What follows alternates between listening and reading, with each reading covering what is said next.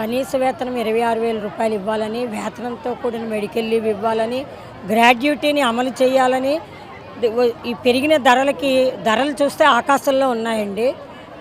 మా జీతాలు చూస్తే పాతాళ లోకంలో ఉన్నాయి. మేము ఎవరికి మొరపెట్టుకుంటామండి? గత ప్రభుత్వంలో మేము డిసెంబర్ 12, 2023 42 రోజుల సమ్మెలో ఇది ఇప్పుడు నడుస్తున్న ప్రభుత్వం మా టెంట్ల దగ్గరికి వచ్చి మా హామీలు ఇచ్చింది.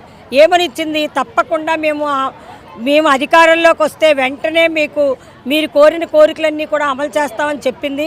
తీరా ఇప్పుడు మా రాష్ట్ర నాయకులు వెళ్ళి వినతి పత్రాలు ఇవ్వడమే జరుగుతుంది. ఆ వినతి పత్రాలు చెత్తబుట్టలోకి వెళ్ళిపోతున్నాయి కానీ మాకు ఎటువంటి హామీలు నెరవేర్చలేదు. అరాకొర ఏదో 1, 2 ఇచ్చాము, దాంతో సరిపెట్టుకోండి, ప్రభుత్వానికి దగ్గర డబ్బు లేదు అని నిన్న మా శిక్షణ శాఖ మంత్రి నిన్న ప్రకటన ఏంటంటే ఇచ్చారు, మీరు సమ్మె చెయ్యొద్దు, అడుగుతున్నవేవో ఇస్తున్నాం కదా, కొంచెం నెమ్మదిగా ఇస్తున్నాం, మీరు సమ్మెకి వెళ్ళడానికి వీలు లేదని అన్నారు. కానీ మేము ఎలా బ్రతుకుతామండి 11,500 అనే ఉద్దేశంతో మేము ఆరోగ్యానికే ఖర్చు పెట్టుకుంటామా, తిండికే పెడతామా, పిల్లల్ని సగం పస్తులతోటే పెడుతున్నామండి. పిల్లల్ని చదివించుకునే స్తోమత కూడా మాకు లేదు. ఎందుకంటే ఉదయం 9 గంటలకు మేము యాప్లు మొదలు పెడితే అర్ధరాత్రి 1 గంట 2 గంటలు అవుతుంది. ఈ యాప్లన్నీ కలిపి ఒక యాప్ చేస్తామన్న ఈ ప్రభుత్వం కనీసం ఆ యాప్లు ఊసుకే వెళ్ళట్లేదు కదా.